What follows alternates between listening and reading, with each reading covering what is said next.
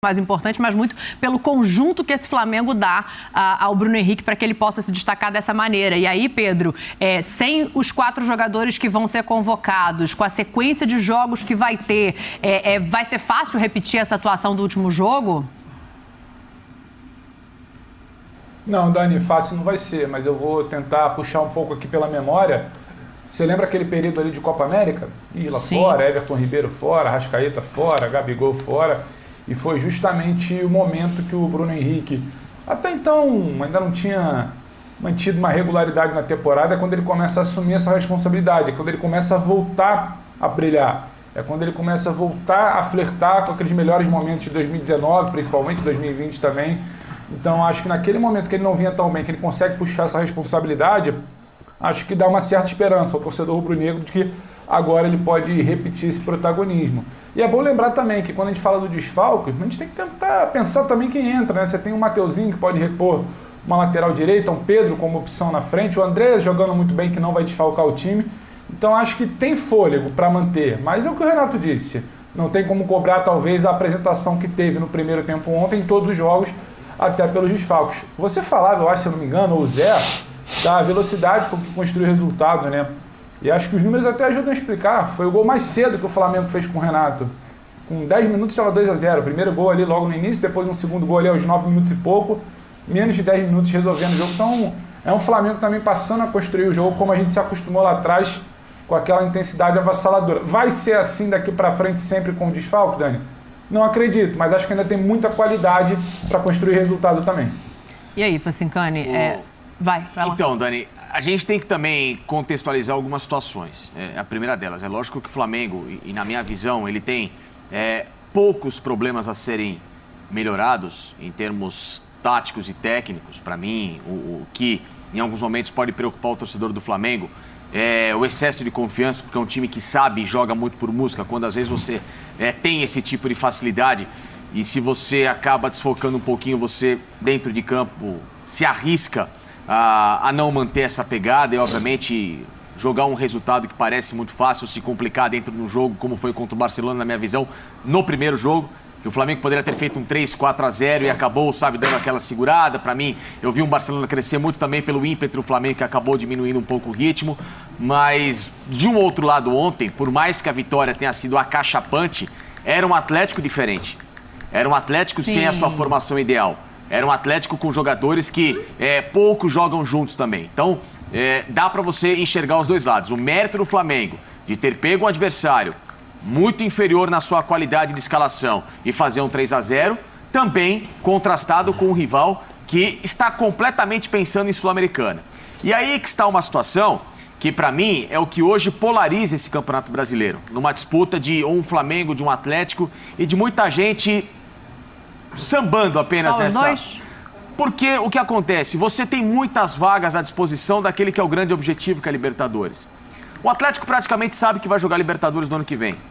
Porque são 2 brasileiros, garantidos pela Sul-Americana, né? 2 no caso, 1 vai vencer, são 2 na decisão, então um deles vai jogar. E ambos estão na zona de qualificação. Eu não acho que o Bragantino vai ficar fora da Libertadores pelo que tem feito, muito menos o Atlético. Na Libertadores, Palmeiras e Flamengo, os 2 estão brigando lá em cima. Então você acaba deixando o campeonato mais sem graça, justamente por causa desse inchaço de clubes. Então o que acontece? As equipes acabam entrando mais largadas, mais relaxadas, menos disputas. No caso do Flamengo e do Galo estão disputando o título. Não, Flamengo e o Galo, o que a gente falou, estão em uma outra rotação. Eles estão brigando pelo campeonato. Mas aí eu acho que não é nem a questão dessa coisa de largar, é a questão da pressão, da expectativa. Respeito muito, por exemplo, o que o Bragantino vem fazendo, o que o Atlético vem fazendo, mas a expectativa em cima de Flamengo e de Atlético ela é maior. Claro. Por isso que a pressão em cima desses treinadores, você tem que buscar o título, investimento para título. Então, depois dessa rodada, a gente está falando de uma polarização mesmo? Assim, o Palmeiras está fora disso? Não, o Palmeiras do Campeonato Brasileiro acabou. Na minha visão, não tem mais chance. Esquece. Campeão brasileiro, esquece o Palmeiras. Na minha visão, esquece. Só um milagre. Mas tem muitos jogos. Só milagres, Para mim, só milagre. Do jeito que o Palmeiras tem jogado e pontuação... Sim, eu até concordo com você que o jeito de jogar não anima tanto. Mas eu acho que não dá pra gente descartar tanto assim. Eu acho que existe ainda a possibilidade, ela é remota, depende dos times da frente também, né? Perderem pontos. Mas o time do Palmeiras talvez... Não, até o final, porque ele nós já... protocolarmente vai jogar o campeonato, mas agora, na questão de disputa, esquece.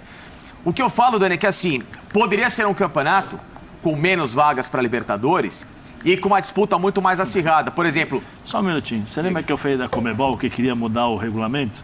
Esquece, o Facincani já está querendo mudar o regulamento. O Facincani já está isso, querendo porque, por exemplo, mudar o regulamento. A gente Não precisa chegar na porque aí Conmebol. a gente não teria essa disputa entre aspas polarizada também muito, porque outras equipes já estão mais ou menos confortáveis nessa história de eu vou jogar Libertadores no ano que vem. O Atlético vai jogar, o Bragantino vai jogar, talvez o Fortaleza jogue. E aí a gente vê um campeonato que, sabe, poderia ter um tempero maior, um desespero maior desses caras brigando pela quarta vaga. Mas aí eu coloco uma pergunta para você. A culpa é dos clubes brasileiros? Claro que não. Claro que não. O regulamento está aí. Se nós tivéssemos times argentinos competitivos, times uruguaios competitivos e outras equipes, nós estaríamos falando sobre G6, eu nem digo deles, G7, assim. Claro, eu nem digo deles. Eu digo que dentro do nosso campeonato já tem muita vaga. Ele já oferta muita vaga. Mais a somatória de quem pode ser campeão, de revalidar um título como o Palmeiras, já abre mais uma vaga. Sim. De um Atlético Paranaense ganhando de novo a Sul-Americana, um Bragantino. Então você vai abrir praticamente 10 vagas, metade do campeonato vai jogar Libertadores. Então, 9, né? 9. Então, nem 9. Vamos colocar quase 50% do campeonato. Vou ligar na Conmebol. Não, eu gostaria muito, você pode mandar sugestão e fazer um novo regulamento. Mas o que eu digo é isso, as rodadas, elas poderiam ter um caráter de disputa, de interesse maior. De um Atlético ontem, entrando com uma formação muito mais forte para bater de frente com esse Flamengo. Não que venceria, não é isso, mas num jogo mais pomposo. Ou no Palmeiras entrando com mais interesse na rodada também, porque o time ontem entrou nesse lado. Então, assim, o Flamengo não tem culpa. O Flamengo fez a parte dele bem feita. Foi. Mas o campeonato, a competição do brasileiro, está se tornando, sabe, mais arrastada. O Facincani já está colocando aqui que o Palmeiras está fora, já está colocando o Campeonato Brasileiro arrastado. Deixa eu saber o que pensa Fábio Sormani disso. Deixa eu ir lá no Sormani. Eu quero saber, Sormani, se o Flamengo agora é o único que está brigando por esse título com o Galo, se você também enxerga assim. Acho que você já enxergava assim há algum tempo, né? Ou se os pontos em jogo ainda colocam o Palmeiras nessa briga, apesar do futebol não ser tão pomposo, Sormani. Foi o que o pessoal está falando, entendeu? Jogos tem, mas você não depende mais só de si, né? No caso do Palmeiras. O Palmeiras precisa torcer para o Atlético perder, precisa torcer para o Flamengo perder.